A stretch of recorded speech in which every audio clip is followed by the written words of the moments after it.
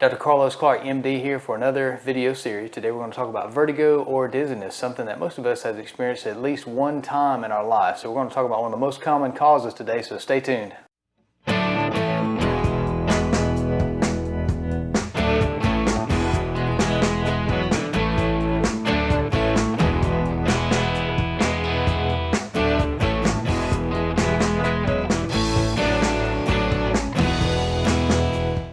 Carlos Clark, MD, again, thank you for joining in.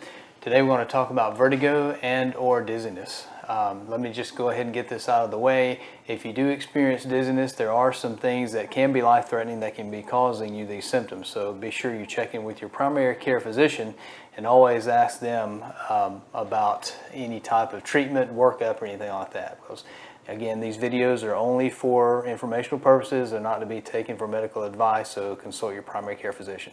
So vertigo can be caused from a lot of different things. Some of them can be life-threatening, like heart disease, heart attacks, strokes, aneurysms, things like that. So there can be some sinister things behind it. Today we're going to talk about one of the least lethal forms, and it's one of the most common. It is benign paroxysmal positional vertigo. Wow, I know that's a mouthful. You know how us doctors like our fancy, smart words.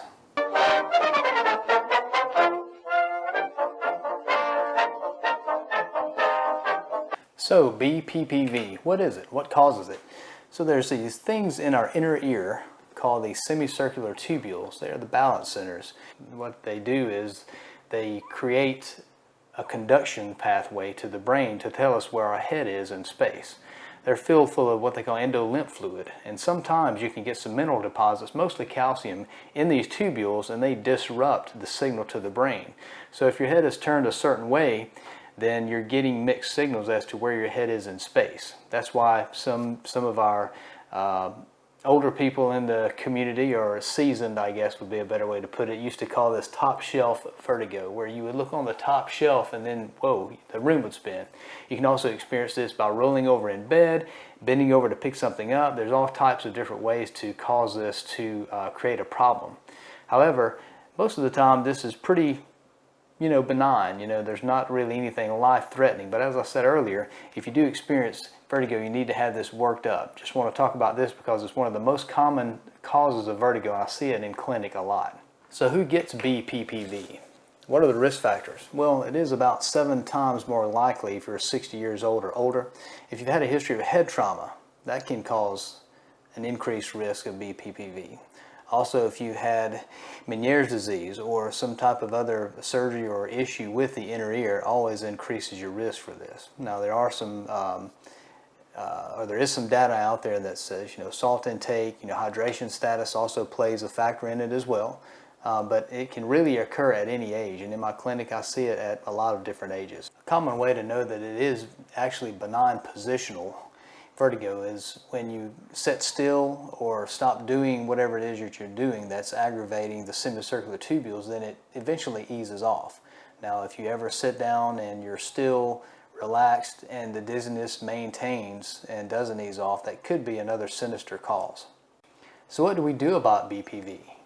Usually if you have an episode, it will ease off once you get still. However, if you continue to have issues with it, there are some things that we could try, particularly physical therapy, and we will go over that shortly.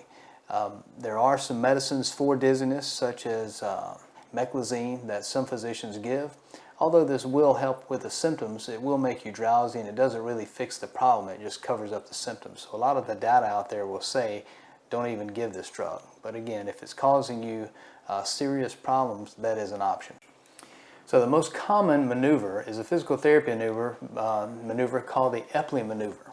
Now what happens is a physical therapist, or you could get a handout from your physician for the exercises to take home and do on your own.